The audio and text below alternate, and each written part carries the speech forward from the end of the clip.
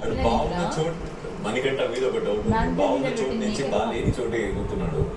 So అప్పుడు అంటే ఆడుతున్న రేఖ మారే కదా బెటర్. వాడికి రేఖలే లేవు బాబు, ఇంకా వాడి రేఖలతో మీరేం కంపేర్ చేసుకుంటారు? నాకు అర్థం కావట్లేదు.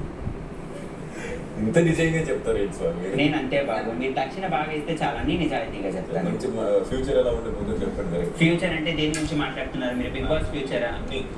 ఫ్యామిలీ అంటే మొత్తం కలిపి ఫ్యూచర్. చూడు బాబు, నీకు ఎన్నో ప్రేమ రేఖలు ఉన్నాయి. ఆ ప్రేమ రేఖల్లో ఒక లేఖ సక్సెస్ఫుల్ అవ్వాలంటే కనుక ఈ హౌస్ లో ఎవరైనా మళ్ళీ నీకు కూడా ఆ అబ్బాయికి వచ్చినట్టు ఒక మంచి బ్యూటీ క్వీన్ రావడము, లేకపోతే ఈ హౌస్ లో ఎవరైనా ఉంటే బాగుంటుంది అనుకుంటే కనుక వాళ్ళతో కనుక నువ్వు చక్కగా ఉంటే కనుక బాగుంటుంది బాబు. అది నా నోట్తో నేను చెప్పలేను, బట్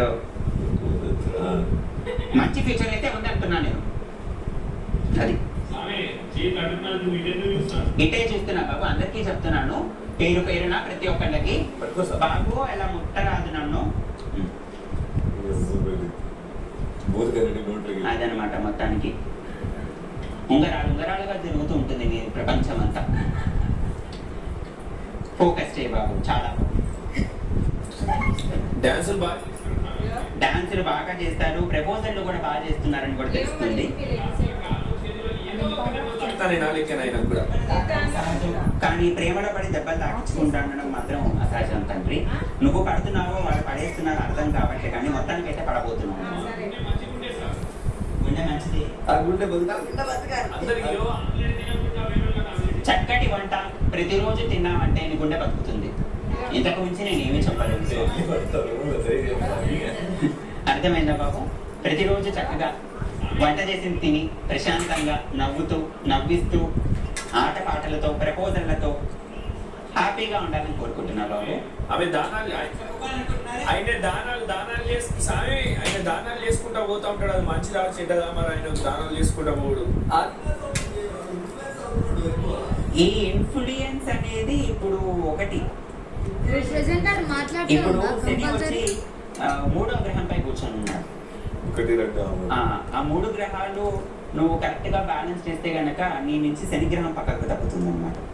సో ఆ గ్రహాల పేరు నేను చెప్పలేను తండ్రి, బట్ ఒక శని గ్రహం మాత్రం నీ లైఫ్ నుంచి తప్పించుకున్నాడు.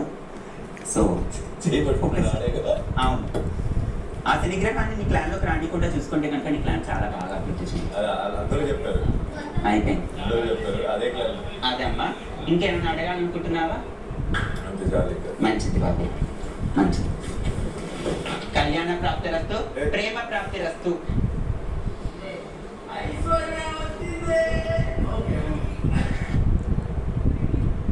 పృథ్వీ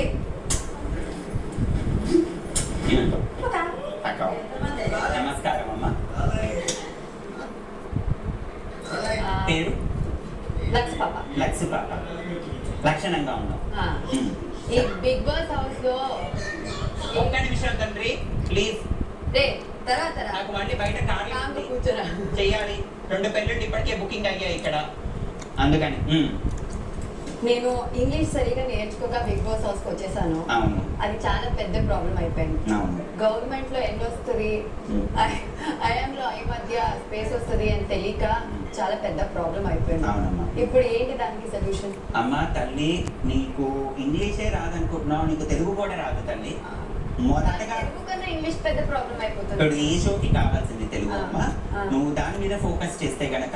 కానీ తెలుగు మీద టాస్క్ పెట్టట్లేదే, స్పెల్లింగ్ పెడుతున్నారు. పెట్టినా పెద్ద ప్రయోజనం ఏం లేదు తల్లి. నా పొరుగు పోతుంది కదా. పోయినదే ఇంకా చాలా ఉందమ్మా, ఇంకా మళ్ళీ పోయేది. మిత్రులు పోకుండా చూసుకో తల్లి చాలు. మిత్రుల పరువు గురించి తర్వాత ఆలోచిద్దు.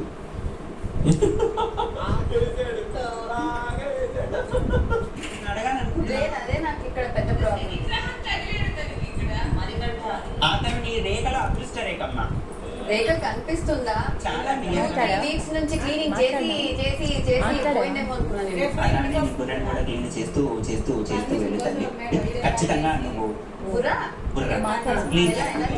ఖచ్చితంగా ఉండే ఒక 5 minutes. నువ్వు గిన్నెల మీద ఫోకస్ చేయమ్మా. గిన్నెల మీద చేస్తే బ్రెయిన్ క్లీన్ అవుతుంది. ఇంకేమైనా అడగాలనుకుంటున్నావు? చెప్పడానికి సజెషన్ చెప్పట్లేదు. నామినేషన్ లో లాగా మాట్లాడతాను. ఇంకేమైనా ఉంటే చెప్పు నువ్వు ప్లీజ్. పొద్దున్నే లేచి నాట్యం చెయ్యి.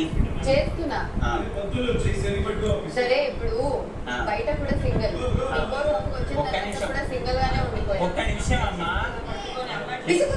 విసుగుతున్నాడు. నేను ఏంటి అనట్లేదు. ఆ, ఆ, అమ్మా చెప్పు. ఆ, చెప్పు. జస్ట్ చూస్తున్నానమ్మా. ఆ, చెప్పమ్మా, ఇంకేమైనా అంటున్నావా? ఇంకా సింగిల్ గానే ఉండిపోతానా లేదా వైల్డ్ కార్డ్ ఎంట్రీలో ఎవరైనా మంచి హ్యాండ్సమ్ మంక్ వస్తారా? హంక్ అంటే వాడు బంక్ అవుతాడమ్మా నీ దగ్గర. ఆ హంకు కూడా బంక్ అయ్యే టైపు నువ్వు. చేసి చెండాడే టైపు, ఆ?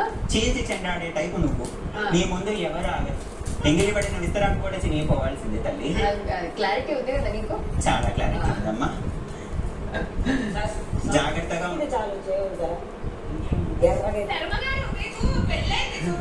అయ్యో సారీ అమ్మా. ఆ, చెప్పు. నువ్వు ఎలాగో సొల్యూషన్ చెప్పు, వేసి నీకు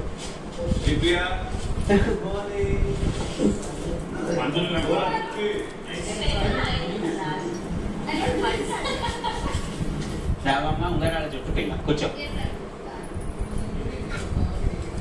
పద్మావతి ముద్దు బిడ్డ, లక్షణంగా పద్మకమలంలా ఉన్నావు. చెప్పు. నాకు ఒక్క నిమిషం.